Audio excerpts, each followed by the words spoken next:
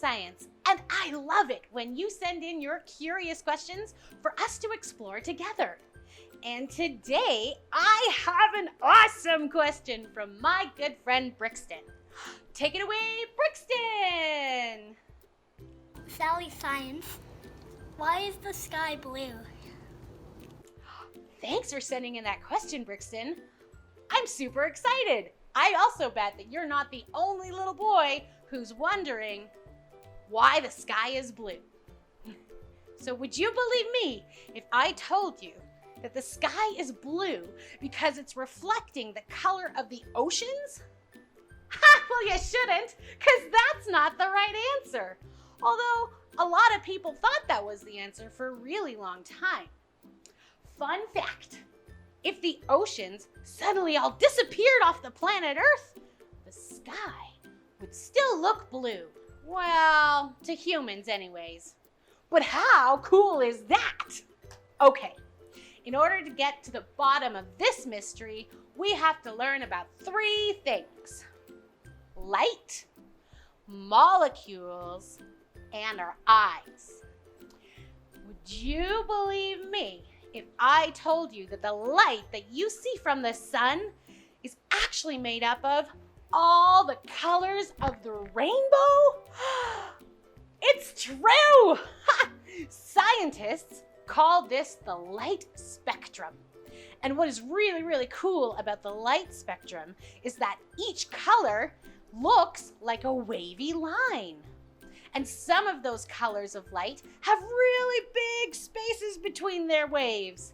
And some of those colors of light, like blue light, have much smaller, tighter waves. Can you see in my rainbow how short and tight together the blue and purple arches are compared to, say, the big yellow wavy ones or the red ones? How awesome is that? Okay, next we have to learn about the molecules in our atmosphere. Ha! Those molecules, hey, we seem to talk about those teeny guys a lot. Anyways, atmosphere is a big fancy word that scientists use to talk about all the air around us and all the air around the planet Earth. And the atmosphere is made up of different gases like oxygen and nitrogen. And those gases are made up of, you guessed it, molecules! Okay, so here is the crazy part.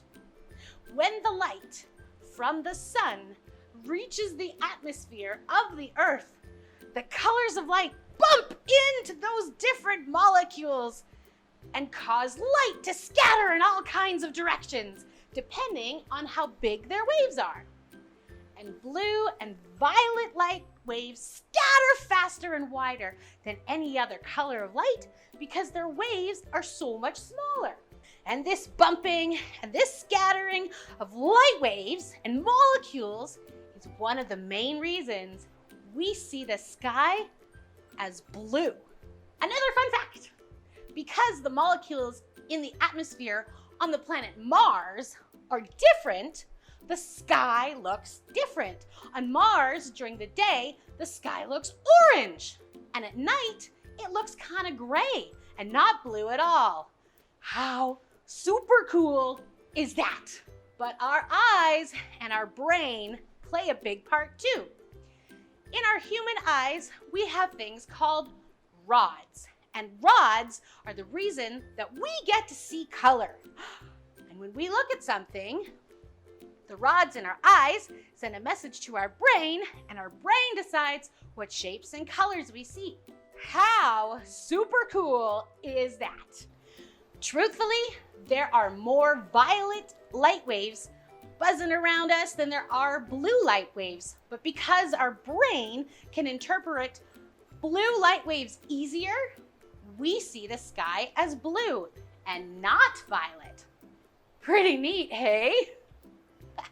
Fun fact, dogs don't have as many rods in their eyes as we do, and so they don't even really see as many colors as we do. So the sky to a dog probably looks kind of gray and not blue at all. Thanks so much, Brixton, for sending me this awesome question. If you have a question that you'd like to explore with me, please send it to me. I would love to hear it. Take care, friends, and I hope you get outside to enjoy the blue sky. This is Sally Science, signing off.